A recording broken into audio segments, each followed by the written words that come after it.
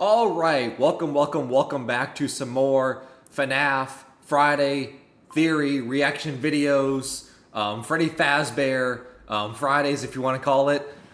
So this video on tap, we got Security Breach, which honestly, I would say out of all the games, it's FNAF 4 and Security Breach are the two videos as far as like theories reaction goes, where I'm the most interested and curious because FNAF 4 is so confusing where like what does any of it mean whatsoever, right? Still to this day, the game was released in like 2015. We still don't know what's real, what's not. Was it nightmares? Was it experiments from William Afton to Michael Afton with like gas chambers and sound illusion discs? So who knows what happened in FNAF 4? What did I Will Put You Back Together mean and everything? And now you have Security Breach where it's very confusing what all happened because the most endings we've ever had in a FNAF game was like, what's real, what's canon? Everyone always believed the Burn Trap ending to be canon because it was fully animated. Meanwhile, the other ones were comic book strips, so they can't be canon. But of course, also as well, Security Breach, for all of its failures with like the game breaking glitches and issues and nothing made sense and everything, the trailer was clearly teasing one game, but the game we actually got was way different. It's one of those things where it's like, what is the story of Security Breach? But apparently we're going to find out that even though Security Breach came out very, very rushed and issued and had multiple delays and everything, apparently despite all of that, and in my opinion, it had one of the worst video game releases I think I've ever seen. Now, I feel like I've been around for some bad video game releases. Not just like indie games with like FNAF and everything, but like I can go to like NBA 2K games as well, where I've had some pretty bad NBA 2K releases, and FNAF Security Breach is up there as one of the worst release dates I can remember. But apparently, despite all of that, it's not all dire. It's not a complete failure because despite how wish-washy and changed the story was, and how the trailer seemed to point to one story, but we as the fans got something completely different. Despite all that, apparently, as you can see in the title, apparently it was all connected. I have no idea why, but hopefully it's not clickbait. I am intrigued of how a game like Security Breach that came out as horrible as it did and as glitchy as it did, to say that it was polished and connected. So I already questioned it, so you already have my interest. Here we go. What if I told you that a theory exists that could solve why the Glamrock animatronics act so strange, why Vanessa is the only human employee at the Pizzaplex, why Freddy deteriorates Come on, Mouse. Security Breach, and why there's... Oh my god, Mouse, stop. Right. Mouse, are you going to stop being a dick? And are you going to allow me to rest so we don't have to view the watch time of this video this entire time? Cool, thank you. The scooper in the basement underneath. And it all comes down to one of FNAF's core themes, corporate greed. Slices, put on your aprons and let's bake ourselves a theory. And yes, I'm covering someone else's theory again. I'm not trying to make a habit out of this, but theorists in the community put out a banger back to back. And frankly, with Poppy Playtime and Secret of the Mimic coming down the pipeline, this was kind of a now or never video, so I picked now. But I promise I'll come up with my own theories soon. Security Breach is a game that I don't think we're supposed to fully understand yet. And that's not a bad thing, nor is it copium. Five Nights at Freddy's has always had fragmented storytelling. Throughout the franchise's history, down to day one, you could figure out what was actively happening in the moment, but we never really knew the why, or the grander context of our situation. Yes. Well, first of all, let's just go down the list game by game, right? Just to add some context to that. Like, you could, like, let's just say things like how they are and everything. Like, FNAF 1, as a game, the premise of it, and I guess like FNAF 2 as well, but really FNAF 1 is obviously the very beginning. That's where this whole big mega conglomeration franchise started and everything. Right? There's two sides of FNAF 1. You have the first side where you're playing some indie horror game with haunted animatronics where they are haunted because kids were stuffed inside of them, and you survive 5 nights and you get paid $3 an hour underpaid minimum wage, and you try to survive. Like, that's the basic story. And then there's like a mystery, like Body of 87, mystery purple guy that you wonder about. Newspaper clippings are talking about a missing children incident where 5 kids were looted a back room. The suspect was convicted, everything, right? But like the basic premise of the story was pretty simple. It only got interesting and popular when you add the mystery of like, what was the missing children incident? When did FNAF 1 take place? Right? What is the story all about and everything? That's where FNAF really took off in popularity. FNAF 2, it's also kind of the same deal, where if you want to say it's a base story with like haunted animatronics and you as security guard try to survive nights from haunted animatronics, you could do that. But to me, that sells the franchise when it comes to as lore heavy as FNAF. Just saying that it's just a game about surviving haunted animatronics at a pizzeria in the 80s and 90s seems like it's selling the franchise soap where you technically could do that. FNAF 3 is kind of the same, but it's more of a haunted house attraction based on the incidents with the haunted animatronics. FNAF 4 is its own can of worms because what is real, like I said in the intro, what is real, what's not? You know, is it 1983, 1987, 1985? Who is FNAF 4 Crunchild? What's his name and everything? Does he go on to possess Golden Freddy? Is it nightmares? Is it experiments? How is the Kenta sister location? And then once this location happened, was a more sci-fi angle. FNAF 6, I would say, is the one exception to the rule. If you want to say FNAF had some mystery, I would say FNAF 6 is pretty specific and explicit of what the story is you play as Michael Afton, and the whole pizzeria simulator, Tycoon-esque simulator, is a trap built by Henry to lure all the animatronics, including William, into one room, all in one place, on Saturday, and then burn the place down. And it was meant as the series ending. It was meant to destroy everything, burn Afton to all hell, release the souls, release the spirits of all the missing kids that were trapped in the animatronics to give them peace and everything. Right? It was very explicit. To me, FNAF 6 is the exception to that rule. Security Breach was confusing because, once again, what we got in the trailer and what we actually got in-game is vastly different. Once again, Vanessa Vanny was supposed to be this big character that was supposed to play a huge role. They were supposed to be the new villain. It was not supposed to be Afton coming back, unfortunately.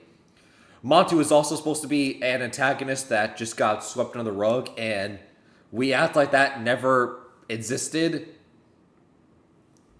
There's a ton of also weird lines and dialogue that is also mentioned where it's like, that's kind of weird. That is very clearly something that was in the original cut of the game when they were making it, but I guess they forgot to remove it because, once again, the game was rushed as it was releasing. So it's like, that's a weird line of dialogue that probably made sense in the original story that they were making, but because they cut everything, now it just sticks out like a sore thumb. We could only guess until future installments would give us more context. I mean, that's why people love this franchise so much, the theory side of things. Don't believe me? Look at FNAF 1. If you only played FNAF 1 and no other games existed yet, which I was there, I'm sure many of you were too, you could figure out that, like, okay, some kids were killed and were possibly hidden inside of the animatronic suits. And those animatronic suits are probably possessed by the dead children and are acting out and lashing out in revenge on the world. But we didn't know why this happened, we didn't know who the kids were, and we didn't really even know why they were attacking us. Frankly, which is kind of what I said just a couple minutes ago, that FNAF 1, like, yeah, you technically could sell yourself short and just say, yeah, it's a haunted pizzeria inspired by Chuck E. Cheese. Kids were killed and then stuffed in suits, and that's how they got possessed, and you as a security guard are spending 5 nights and trying to survive. Like, you could say it's very cut and dry, and that's what it is. But to me, that's where you sell the story short, because clearly FNAF is, like, just say it as it is. FNAF is popular and carried by its lore. If the FNAF lore was not as dense as it is, FNAF would not be popular. I will live and die by that hill. The only reason FNAF is still popular to this day is because of the lore and talking about it. Because it's not the games that's keeping FNAF in the conversation, it's the lore. It's the books. Wouldn't be until Freddy Fazbear Pizzeria Simulator that we would fully understand the context of FNAF 1. And even to this day, we still don't know it confirmed. Like many fans agree, William Afton killed 5 children, stuffed their bodies into those suits, it was the missing child incident. Now in the FNAF 1 location, it's after the FNAF 2 location, and we're likely playing as Michael Afton, either helping William or trying to find him. And all of this was probably associated with William's experiments on immortality, not just some random act. Like, all of this information and story took 6 games to come out to figure out. And like I mentioned, still to this day, a lot of that is up to conjecture. And I would argue the whole William Afton immortality side was not always intended, right? You cannot convince me that when Scott was making FNAF 1 in 2014, he expected, look at that, he expected this big franchise of, well, there's way more than 6 games on screen, but 6 games on this frame right here. He did not plan for this game to come out, be as popular as it is, and spawn this big mega franchise with multiple series of games, multiple series of books, a trilogy of movies, and all this stuff. He did not expect any of that to happen. Because remember, Scott Cawthon was a failed indie game developer. He has made a ton of video game projects that just never took off. They failed. They did not get great reception. And while he was working a job at a Dollar General, he was developing FNAF in the background. And that was the whole mindset of either this game FNAF, this little game, Five Nights at Freddy's, either this game takes off and is popular, great, or I'm just not meant to be a game developer. Like, FNAF literally was Scott's final chance at being a game developer. So to say that FNAF 1, oh, he had all this planned out that the purple guy, the killer of the games, is supposed to be experimenting with Remnant and Scoopers and Soul Juice and trying to gain immortality, where it's like, there's no way he thought that far ahead, right? There's just no way. Now, am I saying the whole first 4 games was Dream Theory? Maybe, but I feel that's an important distinction.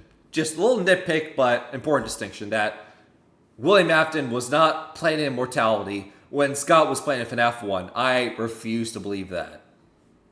You can disagree that Michael Afton is the protagonist. You can disagree that William Afton did this in pursuit of immortality. Which I am, because it just doesn't make sense. Why would William Afton be testing immortality like 6-7 games in the future when this was Scott's final attempt at making a game? Right? Why would this be your final attempt at making a game when you had 6 or 7 games planned out to tell a story? For your final attempt, that doesn't make any sense. And also just the tonal shift of the games itself is also noticeable. You went from Dream Theory in the first 4 games, and then took a break, released the trilogy of the Silver Eyes, and that's when Dislocation came out, and that's when we went into the more sci-fi angle, where it was dealing with, once again, Scoopers, Remnant, Immortality. Something that was not talked about or mentioned in the first 4 games. So clearly there was a tone shift. Or not you think it's probable or likely, it's still not confirmed. I know this is old ground, but I just always want to specify that before going into the weird storytelling of Security Breach, because a lot of fans, I feel like, look at the lore of Security Breach and go, this doesn't make any sense, we don't have enough information to know what's going on here. We never have. That's the point of Five Nights at Freddy's. But like I've alluded to, Security Breach is no different. At the very base of this game, we know that we are a little boy stuck. I mean, yes and no. Like, do we want, like, for a FNAF game, do we as fans want to be told absolutely everything? No, absolutely not. Like, once again, this whole series is built on the mystery and the lore and the intrigue and the Easter eggs. Like, having subtle details connecting to this, connecting to that. Oh, this connects to, FNAF 2, right? Like, that's what this makes this series so popular and so fun to talk about and hear people have these theories, right? That's what the series is built on. So no, we don't want everything because that defeats the whole purpose. Hell, that's probably why, once again, Steel Wool came out and changed the story multiple times over, because the original story they had intended was solved by theories, just by looking at the trailer and everything. All the twists and turns were solved in theories. So if the game had come out and every single mystery and Easter egg was solved before the release, that would be pretty disappointing. So that's why they changed a bunch of stuff up to try to throw people off. Now, is that great from a business standpoint? Just to add confusion just for the sake of confusion? No, it's not. And that's why Security Breach failed on launch, right? And I feel like Steel Wool has learned from that mistake. Same thing with Scott. And I feel like that's what they're learning to do when it comes to the Secret of the Mimic game that's coming out very soon.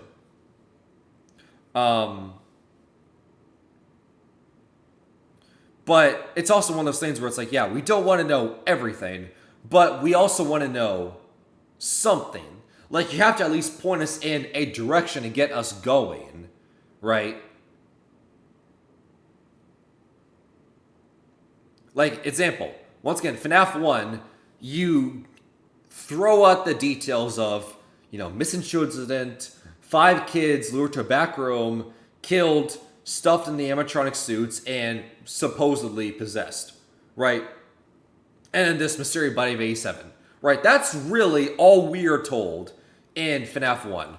But we learn about the date of FNAF 1. We found out that FNAF 2 was a prequel sequel, where technically it's a sequel where it came out later on, but it was a prequel from a timeline perspective, right? We learn about that from Easter eggs and clues that we were given, right? But the clues and Easter eggs, or I guess you can say since it's talking about FNAF, the pieces were in place for us. Now we just had to go find them. But we need those pieces. Security Breach is so frustrating to talk about, same thing with FNAF 4, is because we don't have those pieces to put them together, right? I would argue all the other games, they at least have pieces that we have, in theories, put together and made theories and establish a canonicity, continuity, timeline. But when it comes to like FNAF 4 and Security Breach, there's no pieces, there's no connective tissue. There's a bunch of stuff thrown at the wall. It's like, what sticks? Right? That's what it feels like. In the Freddy Fazbear Mega Pizzaplex. We can't get out until morning, and there are animatronics out to get us for some reason. And we know that through playing the game, we have to hide and survive to make it to 6 a.m. Even though it was Gregory's fault that they had to stay to 6 a.m., because not only were they stay inside Freddy's stomach hatch till midnight, which is already weird. So when he was getting to the entrance, like, oh no, I'm locked inside the pizzeria. It's like, well, that was kind of your fault. Because you were inside Freddy's stomach hatch at midnight. You didn't have to be there that long, but that was your choice. That was your mistake. And it's also one of the things where it's like, if you truly were locked inside the pizzeria, why not just go back to Freddy's Rockstar Row, hang out there, hang out in the stomach hatch until 6 a.m.? Why do you have to do all these things like go to the daycare, decommission Chica, decommission Rati, decommission Mati, do all this stuff? Why not just hang out in Freddy's stomach hatch till 6 a.m.? Because clearly you're able to survive for hours in a stomach hatch, so what's a few more hours? Where the doors will open, and we can either escape or try to end this so future kids don't get trapped and threatened. But that's all. And that is one of the things that clearly was changed. Hold on, I want to play that again. I want to play that sentence again. That is something that I will live and die on that hill. That is something that has 1,000% in my heart of heart. That has changed from the development of Security Breach to the game that we got. hide, and survive to make it to 6 a.m. where the doors Let's will hear it. open. And we can either escape or try to end this so future kids don't get trapped and threatened. Future kids do not get trapped and threatened. To me, that is something that 1,000% was changed in between developing the game and release of the game we got. Because that is something that happened in game and everything, and that was something that was just so weird and didn't make any sense. Because you have to remember, that came out with the missing, kids and everything. So, recap. At the end of Security Breach, when you're going to 6 a.m., and you're outside the door with Gregory and Freddy puts his arm on your shoulder and everything. It's like, oh, you have three options. Do you leave the pizzeria? Do you stay and get like the burn trap ending? Or do you go for Vanny to see what Vanny's all about? Obviously, that didn't lead to much, but those three options, and also led to one of the worst gameplay decisions I've ever seen in any game, where you have hours and hours and hours of game content to explore, but having no save. So you can play hours and hours and hours of real time, but because the game was so broken, so glitchy, it can glitch, you die, and then you have to now do hours and hours of progress again. To me, one of the worst decisions ever in any game. I do not know why Steelwool ever thought that was a good idea. Like, yes, FNAF games are hard. There are times where you have to replay sections again, and again. I get all that. But having to play hours and hours of footage again and nothing gets saved, I do not know why they did that. But that's a story for another day. But the reason I bring that up is because during that section of what do you, as Gregory, do? Do you stay, leave, or do you do the Vanny stuff? Is Freddy asks, or no. Gregory tells Freddy that there'll be like more disappearances. There'll be more kid disappearances. And then Freddy says something like, I'm afraid that is correct. Which, mind you, the entire game, kid disappearances, kids getting abducted, killed, anything to do with other kids, has never come up, never been mentioned up until that point. That is the first time that we ever heard about kids disappearing. Is Gregory saying there'll be other disappearances? Like, wait, other disappearances? This is the first time we're ever hearing it get mentioned, which has always felt so weird to me. So 100%, that to me is something that was probably a plot line talked about. Maybe Gregory saw newspaper clippings of the missing children incident, and that's why he mentioned it. About more kids being missing, but something, very clearly something was cut that led Gregory to know about kids going missing, because it just comes out the blue, and it's just so weird. So to me, that is one of the things that I will always live and die on this hill, that is something that 100% was cut from the game. I do not know why, but that is 100%, that was something that was cut from the game, is Gregory seeing something related to kids going missing. Because that sentence right now, it literally comes out of nowhere. I'm like, what do you mean more kids going missing? This is the first time you're even talking about it. But that's all we can get from the base game. Upon release, and even now, we don't know for sure why this is happening. We have a lot of good theories and guesses, but there's no confirmation as to why the animatronics are attacking us, what Vanny and Glitchtrap are doing at the Pizzaplex. Frankly, we don't even know how Gregory got there. We don't even know what Burntrap and the Blob are. Hell, we don't even know what their actual names are according to the character encyclopedia. Many people thought Ruin was going to give us answers for this, but instead it introduced us to the Mimic and gave us a whole litany of new questions. But I think the answers for these security breach questions just aren't here yet. They're for later installments, like Five Nights at Freddy's has always done. I'll say the one thing that Ruin answered when it comes to security breach is what ending security breach was meant to be, which is Princess Quest. Right? To me, I feel like that's the one thing that Ruin answered was Princess Quest, a 3-star ending, was the canon ending for Security Breach. It was not the Burn Trap ending, because you have the Princess Quest 3 machine being on its side in ruin with the sword being stabbed in the machine, showing that it's been conquered. And also in FNAF VR Help 1 and 2, you play Princess Quest 4. Now that's important because in order to play Princess Quest games, you have to beat the preceding one in order to unlock it. So you can't play Princess Quest 2 until you beat 1. You can't beat 3 until you beat 2. And us playing Princess Quest 4 means that we would have had to beat 3. Now, when you beat 3 is in Help Security Breach that you see more in Ruin. So to me, us seeing Princess Quest 4 means that Princess Quest 3 was beaten, which to me is a canon ending. And frankly, a lot of it probably won't be in Secret of the Mimic. Secret of the Mimic is a prequel all about the Mimic, I'm assuming, so that in mind, we'll probably get a lot of answers about the Mimic in that game, but we probably won't get any answers about what's going on at the Pizzaplex. Agreed. Because from a timeline perspective, it doesn't even make any sense. Because the Secret of the Mimic game is taking place in, is it 72, 73? I think it's 73. But it's taking place in the 70s. And the Pizzaplex is in like the 2020s or 2030s. So that's a 50, 60 year gap, right?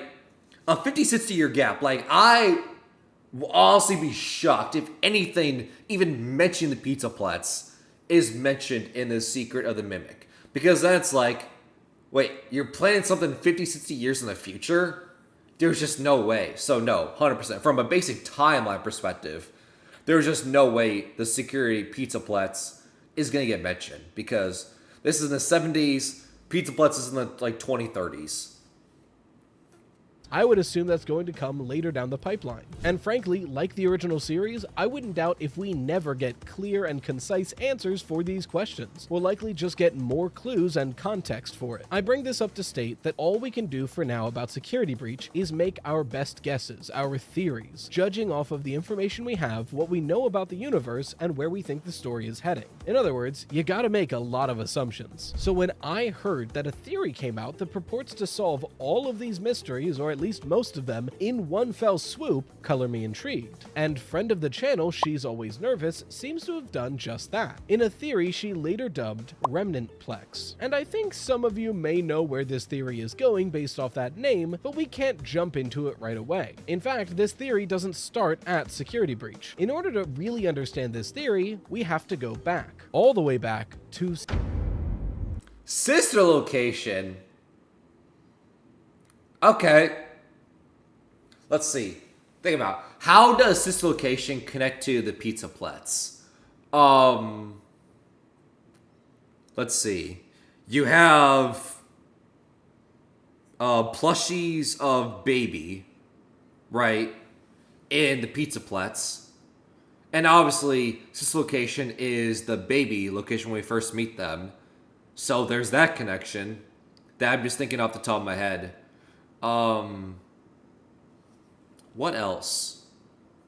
Sound illusion discs. We always believe the Funtime Freddy power module that we take out in Night 2, the little circle chip device on his stomach, that we're told powers his whole machine, but obviously I think that's a lie, is a sound illusion disc. And we believe Vanny has a sound illusion disc in Security Breach, because that's why Gregory's vision is very stacky, very vision, like cameras on a Fritz. That's also why you hear a high-pitched whirring sound whenever Vanny's around as well, which only adds to the sound illusion disc theory. Anything else? Connection to Security Breach and sister location. Animatronics aren't built to capture kids. At least I don't believe so. That would be quite shocking, right? I don't believe so. Because Monty, Chica, Fozzie doesn't strike me as the fun times, because that's what the fun times are meant to do, is capturing, luring kids. Let's see, what else?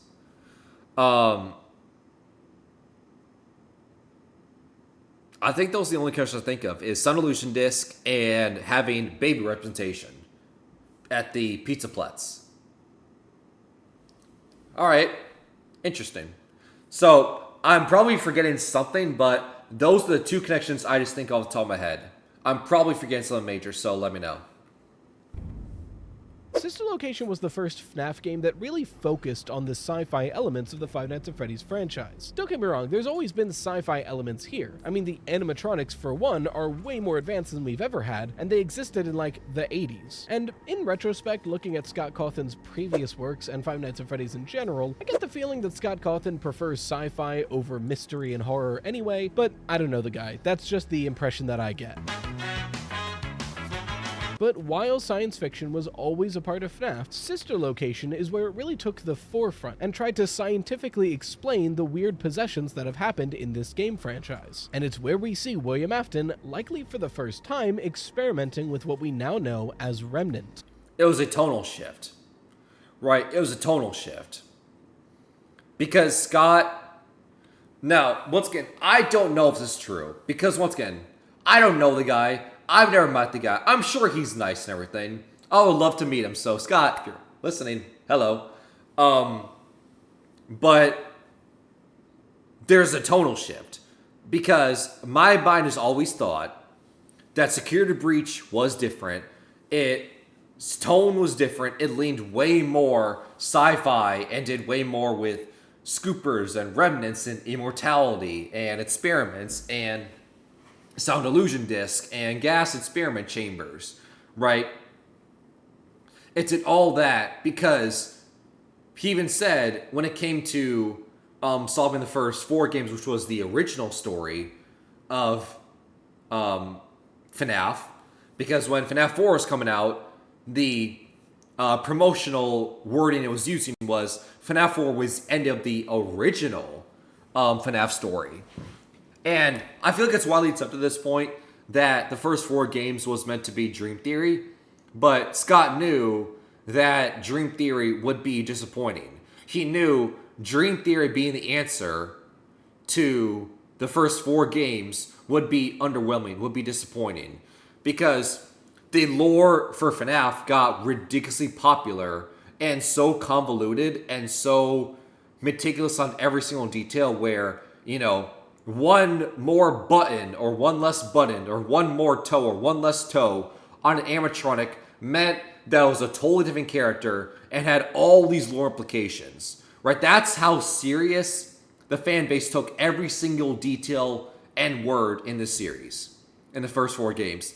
Just to have it come out that it was all a dream theory, nothing was real because nothing ever happened, then that would be very disappointing. So that's why instead of revealing that it was dream theory and effectively killing his entire franchise, he leaned more on the sci-fi angle because he wanted to keep the mystery and lore up. To me, that is the thing that makes the most sense. William was likely studying the effects of possession and seeing if it could be manipulated for his benefit. He found that when you took possessed metal and melted it down, that possession energy remained with it and could be re-injected and redistributed into new vessels, in effect transferring that power to the new vessel. We see this more directly in the Silver Eyes, where William treats Remnant more so as a battery. Now, in the games, William Afton was using the scooper to extract and inject Remnant, but in the books, he kinda just had a syringe, which, look, we're not going to talk about the fact that in the books, William Afton melted together the original Fazbear animatronics into one big behemoth and then kept it kind of liquidy so he could take a syringe and just molten metal into a see-through, so probably glass syringe, and then re-inject it into the chest of the Funtimes. We're not going to talk about how senseless and idiotic that is, okay? Suspension of disbelief. It's just impressive that of this entire scene, the thing that's the least believable is this goddamn syringe. Regardless, he literally explains in this scene that injecting the Remnant into the Funtimes powers them and gives them new purpose. But again, in the games, the scooper is the machine that does that. And that is why when it comes to FNAF 6, Molten Freddy is so important. Because we know Molten Freddy is the, like, aftermath and everything. So, brief history lesson, brief recap. The whole point of this location is a conglomeration of Baby, Ballora, Funtime Freddy, Funtime Foxy, maybe the Bonnie Hand Pup as well, but at the very minimum, it's those animatronics all fused together with this conglomeration plan to trick you, Michael Afton, into the scooper room in this scene right here, and to scoop you, use your body as like a mech suit, and go outside to the real world and be seen as human. But eventually, day by day, your skin started to decay from normal to like actual little purple because your skin and body was rotting because, well, there was no internal organs or anything because you were just a skin suit for robot wires. So eventually they realized the cover was blown because, hey, you went from a person with normal skin color to like a deep purple. Kind of suspicious, right? So they ejected into the sewer, and that is when Michael Afton realized he was no longer a person, he was immortal, he could not die, and that's why he realized that he was a robot or something was up. And that's why Michael Afton, to this day, has always been location, trying to find his dad, trying to figure out what is him and why is he not dead. The reason I bring that up is because in between that event and FNAF 6, Ennard and Baby have a fight. This is revealed in the Scott Games source code leading up to FNAF 6, and they get ejected. Baby gets ejected from the Ennard conglomeration, and that's where we get Scrap Baby. And Ennard forms into Molten Freddy from Ennard, Funtime Freddy, Ballora, and Funtime Foxy, which, once again, we're not really sure about the Bonnie Hand Puppet. If they had a role to play in it, it's very hit or miss. But that's why Molten Freddy being in FNAF 6 is so important, because those Funtime animatronics are Molten Freddy fused together. And that's why it was so important bringing Molten Freddy into the fray, into location to burn it all down and everything. Because we know the Funtime animatronics were being powered up by the kids from Missing Children. So in a way, you were burning the Missing Children's souls to set them free by burning Molten Freddy. I know, very easy to understand. Which is why so many people were confused when at the end of Security Breach Ruin, we find that in the caves and basement underneath the Pizzaplex, there's a new scooper. So why? Who created it and what are they using it for? Realistically, it seems like somebody had access to the blueprints of the original scooper room and made a modernized and updated version of that machinery. New scooper, or is that the same scooper? Right? Is that the same scooper, or is that different? Just a different model, but it's the same room. I'm not saying it is, I'm not saying it's not, but let's face it, this is a series that's not a stranger to having locations being built on top of each other. Think about it.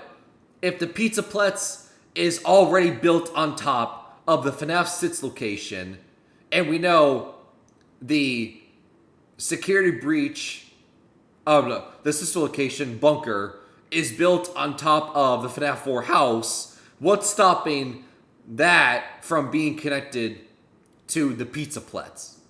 I mean, we have to consider the sister location Bunker was likely built sometime in the 80s. So if we're in like 2035, technology has come a long way, and comparing the two scoopers to each other, technology has come a long way. But again, why is this here? For a long time, I just assumed that this was the original sister location scooper that may have been updated since then. Because if you believe that the FNAF 6 pizzeria was built in the original Fredbear's location, then according to this fuse map and sister location, the sister location Bunker and the Fredbear's restaurant must have been close enough to be connected via power cables. So if we're in the FNAF 6 pizzeria and we travel a good distance through these caves, we might end up in the sister location Bunker. It is plausible. But realistically, whether or not the scooper is the original scooper or not, that's immaterial to this theory. All that matters...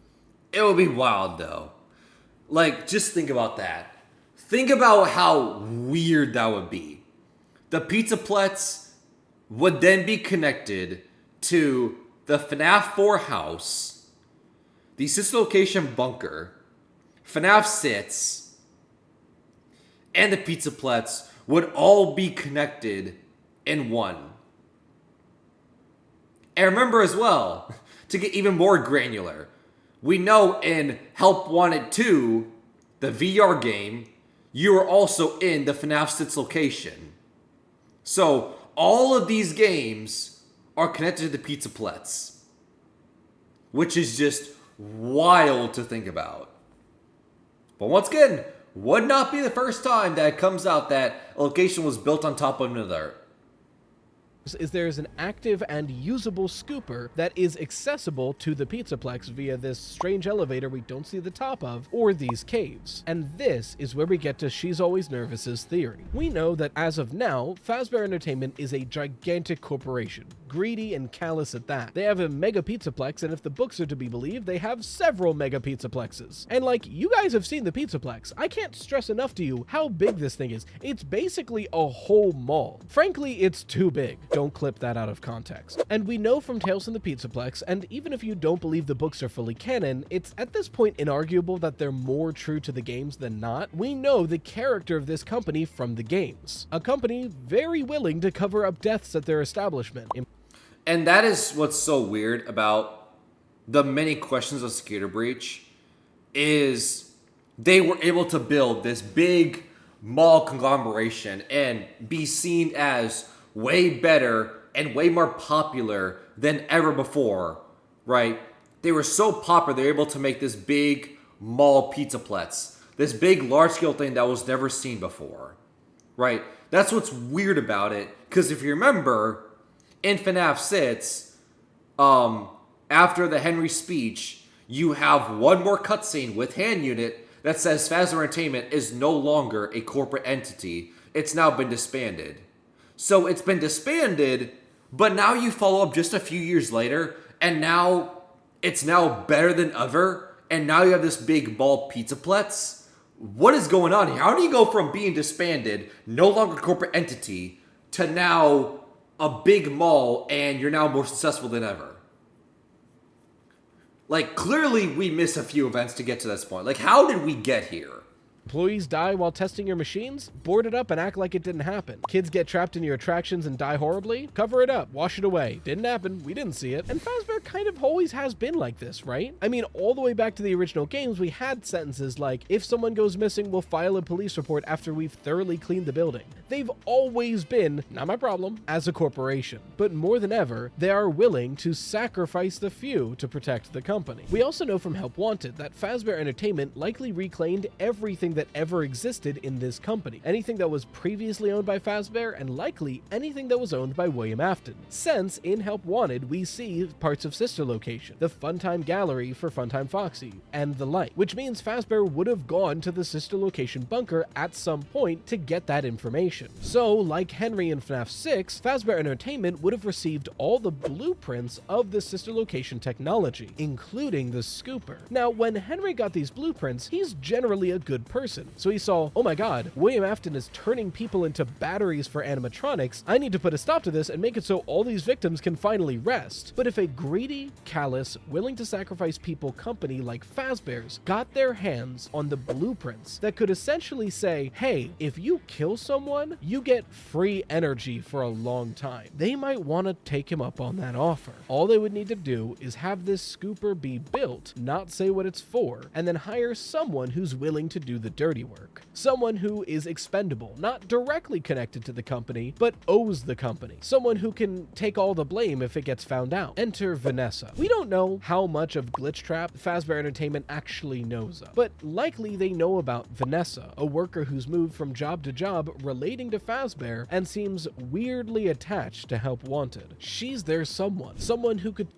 I mean, I feel like the most Fazbear Entertainment knows about Glitchtrap is what we hear about in the tapes from Tape Girl and VR Help Wanted, of how they got a conglomeration of circuit boards to make the VR game. Because remember, Help Wanted is a VR game in universe. It's not just a creative design, creative game for like us in the real world to play and everything. Like, no, it's a VR game in universe that's meant to make light of the disappearing incidents and everything, and poke fun, and just have some creepy ghost stories, and just have some fun, right? That's what the VR game is meant to do. And we know Fazbear took a bunch of circuit boards and to try to expedite and speed up the process because, well, they're not the most, I'd say, they're not the most careful company out there. They're not the most up to standard, up to code company out there. I think that's the way to put it. They rushed through just scanning circuit board, just trying to expedite the process. And one of the circuit boards was glitched. And that's where we believe that is where Glitch Trap originated from, is they scanned one of the circuit boards that contained the virus, the Glitch Trap virus. That's like, that's a little bit weird. But obviously every single game tester that puts on the VR headset, tests the game and everything, that's when they get corrupted by Glitch Trap. And you have either someone like Jeremy who slices his face off, or I guess Fazbear put it as mask, to try to remove the hold and remove the hold of Glitch Trap. Or you have someone like Vanessa who does get taken over by Glitch Trap and be's a reluctant follower. Take those who wander off and children who stray too far, lead them to a back room, kill them so they possess an animatronic. And once that animatronic, and there's plenty, there's literally a warehouse filled with endoskeletons. There's literally endoskeletons hooked up and ready to be used right outside of FNAF 6. Why else would they be down here? But once one of them is possessed, all they have to do is be led to the scooping room and extract that remnant. Pump that into your Pizzaplex, and your massive entertainment facility with all of its animatronics is powered on. Something that could make their Pizzaplex run. Something that could make their animatronics smarter and more lifelike than anyone could possibly replicate. But what evidence would we have to point to the fact that the entire Pizzaplex is running off of Remnant? Well, She's Always Nervous said it best, so I'll let her take this one. How do we know? Well, just listen.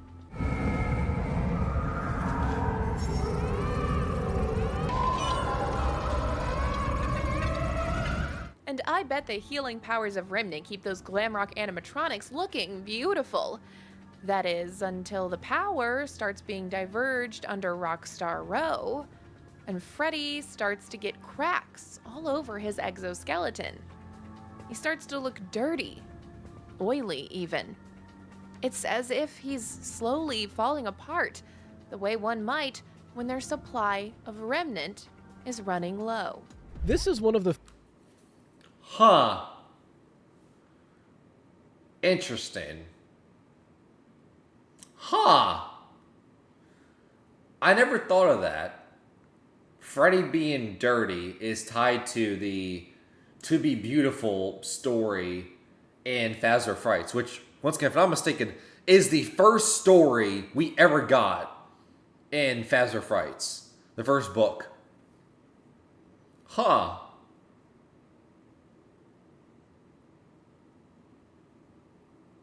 Interesting. I've never heard someone make that connection. That is interesting. That explains why he's dirty. But maybe. It's one of those things where it's like, I see the point, I see the tissue and everything, I see the connective tissue, but the situation, the context is different, right? Because in the To Be Beautiful storyline, it's dealing with Baby, or Eleanor, I guess, but, the appearance is very similar to Baby. But Eleanor, their whole point is they are a genius surgeon, where each night they slice off eyelashes, eyelids, hair, skin, fingers, toes, ankles, stomach, right? Just basically surgically removes every piece. I think the girl's name is Sarah. I think so. That sounds right. But regardless, each night, Baby or Eleanor rips more and more and more of Sarah's body parts together and puts them in trash bags. And the only thing, the caveat, is Sarah has to wear this like pendant necklace to be seen as human, right? Because while she's wearing the necklace, she is seen as beautiful.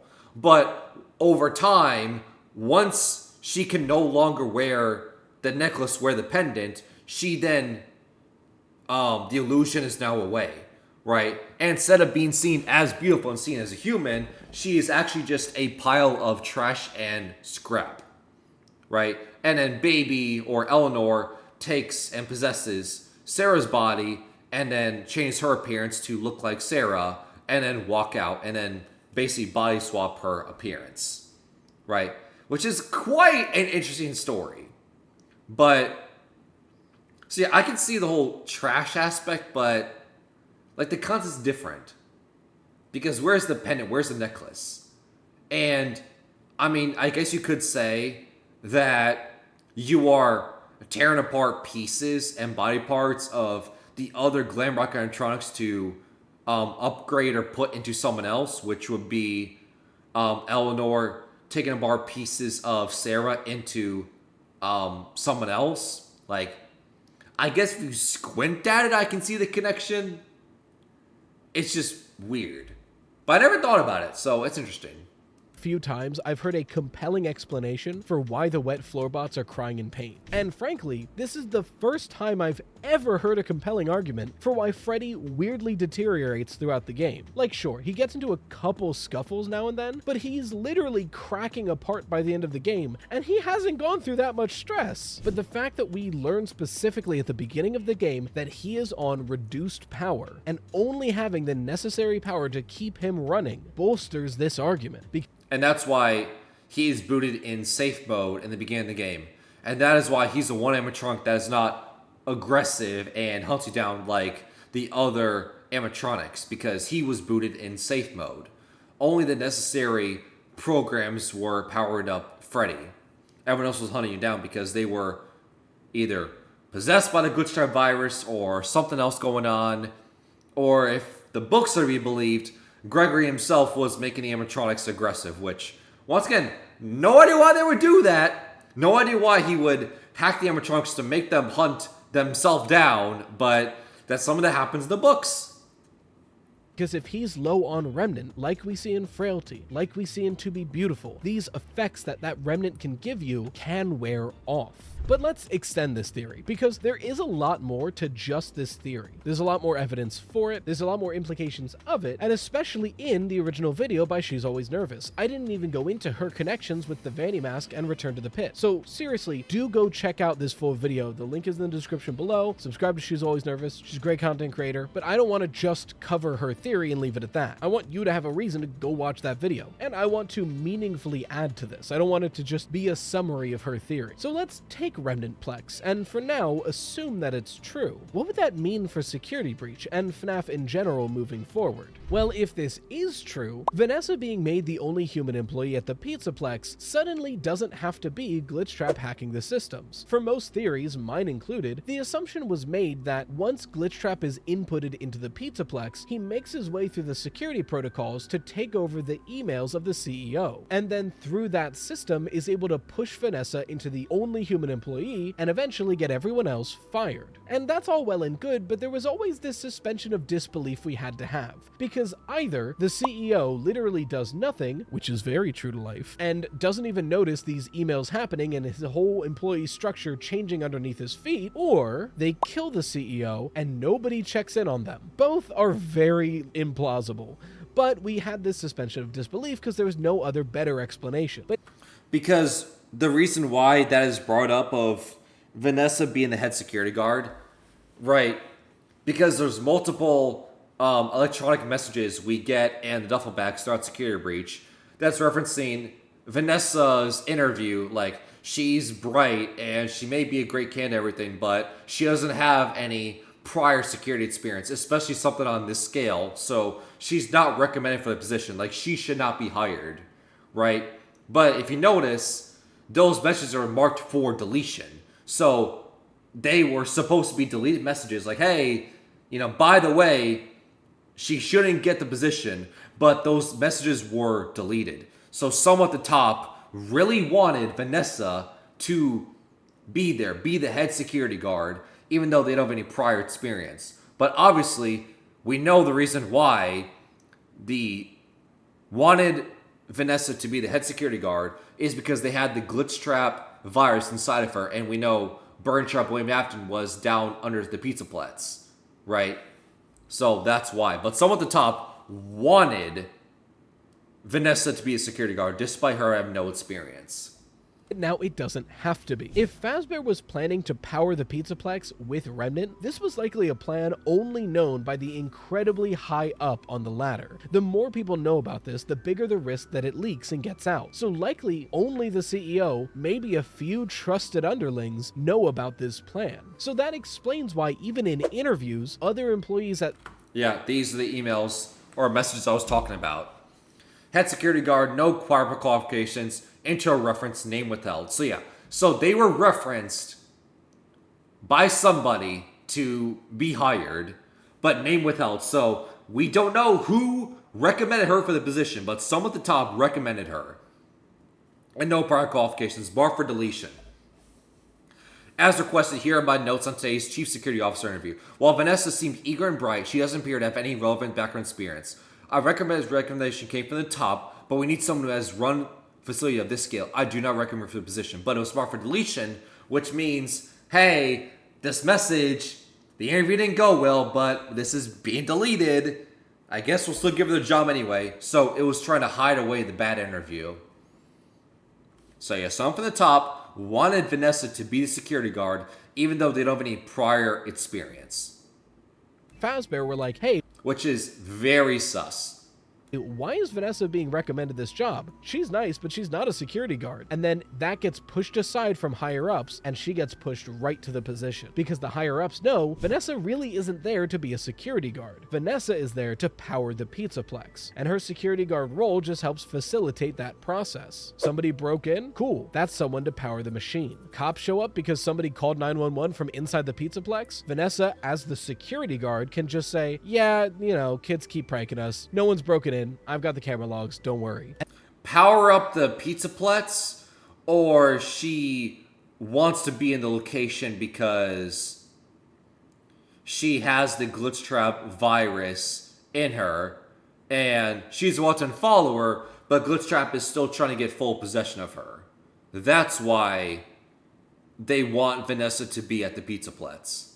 It's because they have the glitch trap virus inside of her. And then that gets waved away. And of course, this all goes on Vanessa. So even if somehow this did get out, all Fazbear has to do is go, we're so sorry, we had no idea a security guard was crazy. We fired her, don't worry. And then they keep on going. More than that, this better explains the power outages than anything before. We learned from the duffel bag messages that power keeps getting siphoned under Roxy Raceway into the FNAF 6 pizzeria. And so much power is being siphoned into that pizzeria that it's causing brownouts. The assumption was kind of just made that okay, I guess these experiments require a lot of electricity, which it isn't super clear why. It is just a couple rooms and 2 machines, but whatever, suspension of disbelief. But if Vanessa and Glitchtrap are trying to recreate William Afton in some way, they would need a lot of Remnant, which would explain why Vanessa so readily accepted this job. She can work as almost a double agent. Sure, she's powering the Pizzaplex for Fazbear, but for Glitchtrap, she's skimming off the top and taking that excess Remnant pumping throughout the Pizzaplex and siphoning it back to FNAF 6 for the experiments to bring William back in some way. Not necessarily literally bringing William back, but maybe the experiment was, let's take Burntrap, pump him full of Remnant, and put the Mimic 1 program in the head. Take the power and give it a consciousness. Something that gets revisited several times in the FNAF books. And it doesn't just explain this. Frankly, almost all of the weirdness of the Pizzaplex and security breach could be explained by the fact that Remnant is pumping through the veins of this building. Nervous already mentioned the wet floorbots, but it's more than that. The arcade games are somehow connected to Glitchtrap and the Vanny persona, and likely the GGY persona. There are Nightmarion plushes all over the Pizzaplex with no explanation. This is that explanation. Is Vanny the princess, though? is Vanessa the princess in Princess Quest? Right? Why? Right? Because obviously, this is not the first time I've heard this interpretation that people have said, oh, the princess in Princess Quest is Vanessa, right? Because the glitch trap connections. But to me, that doesn't make any sense. Why would Vanessa be, the princess, right? I mean, I could point to the obvious that, if you look in the files, the yellow character is named Cassidy, right? And we know Cassidy kind of has a bone to pick with good old William Afton as vengeful spirit, so that makes sense. Wherever William Afton is, any form, whether that's his immortal form, his real form, immortal form, immortal form. I don't know why I can't say that. Immortal form, glitch trap form, what have you, burn trap form, spring trap form, will trap form, Afton form. Cassie's always closely behind as a vengeful spirit. But it also doesn't make any sense because think about what Princess Quest is. It's a game where glitching bunnies are attacking you, the princess, and trying to prevent you from lighting torches, right? If this was Vanessa, why would glitching rabbits be attacking you?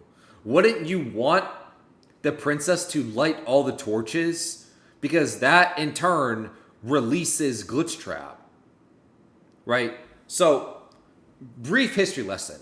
So, Princess Quest originally came out in the mobile port of Help Wanted, the VR game.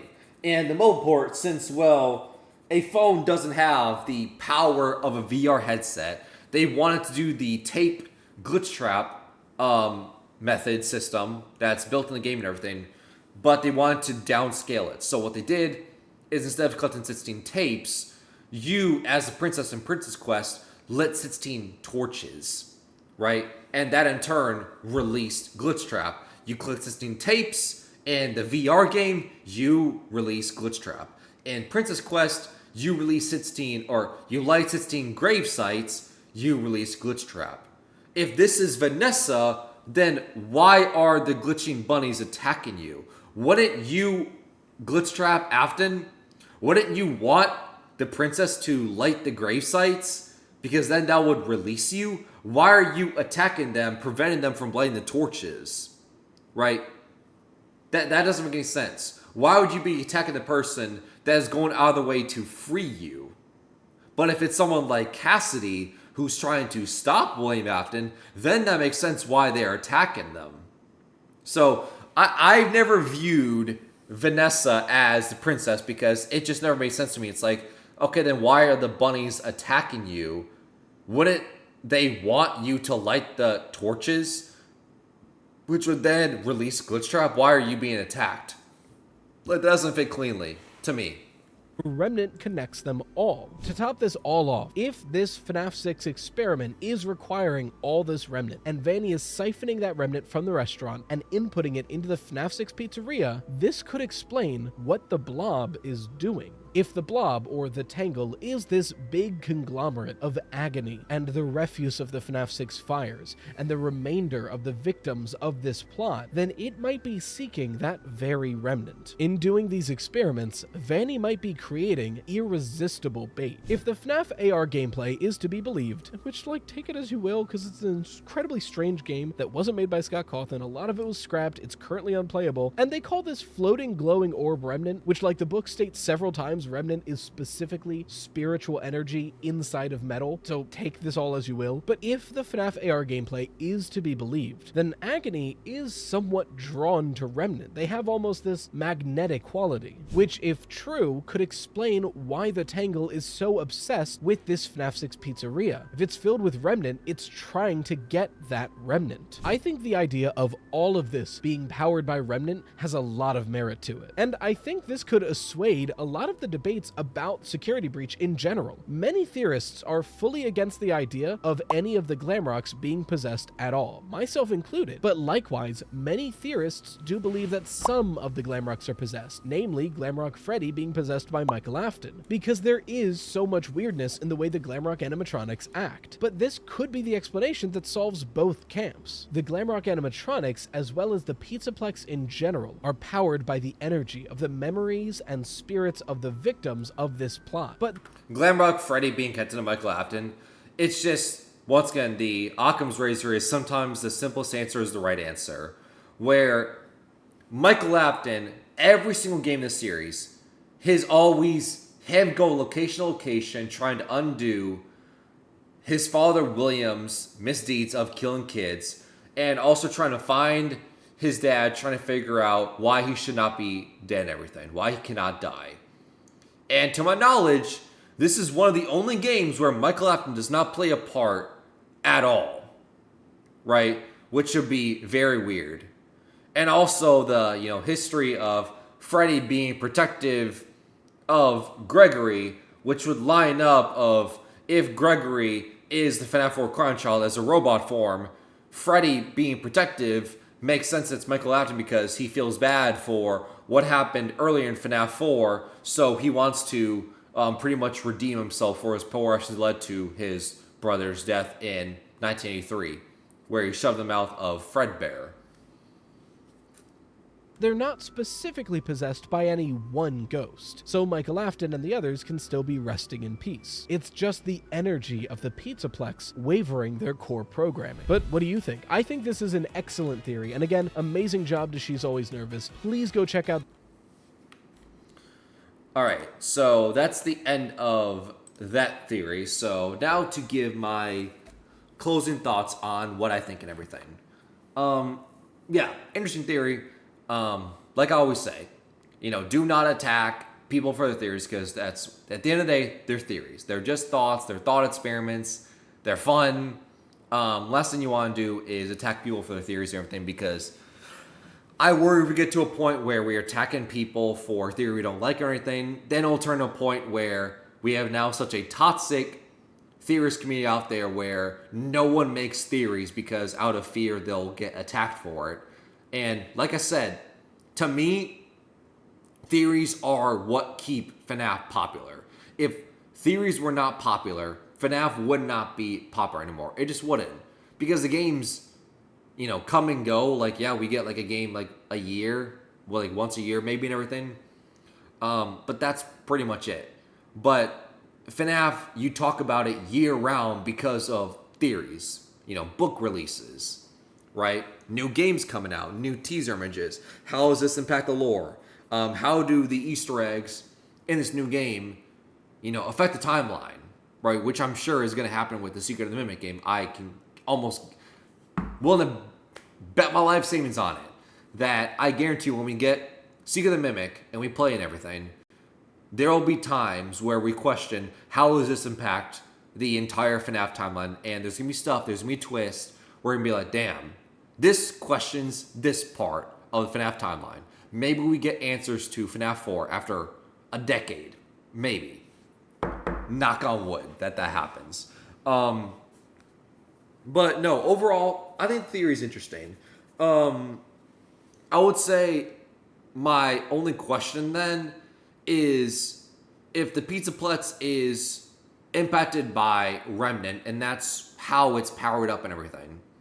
I don't hate it, and I also don't hate that you make the connection to the wet floor bots from Ruin, because yeah, as you are disassembling them in the AR mode, you hear screams of children, which that has never been explained, right?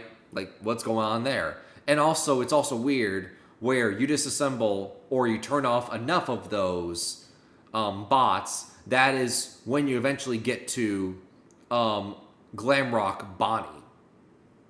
Why are the bots connected to Glamrock Bonnie? That is still something that we do not know. We do not know why the bots, the mob floor bots, and Bonnie are connected, but they apparently are. But I would say the one pushback, one question I have is, if it's Remnant, then what is the puppet imagery then? Right? Because there's a ton of puppet imagery in the Pizzaplex. You go to the Nightmarion puppet plushies you see all throughout the Pizzaplex in both Security Breach and Ruin. Why are those a thing? Right? Those have never been explained. Why is there a big tangle of wires in the arcade that has a black and white stripe pattern, which is very reminiscent of the stripe pattern of the puppets' like arms and legs, right? And it's been a common theme out there that the Pizzaplex is under like some poltergeist by Charlie Charlotte the puppet, right? That's why there's a ton of puppet imagery in the Pizzaplex. So it's the puppet poltergeist, but also Remnant? Or is the puppet not important anymore? Right? So to me, that's my one question then. Is if it truly is the Remnant solution, then why is there a ton of puppet imagery then?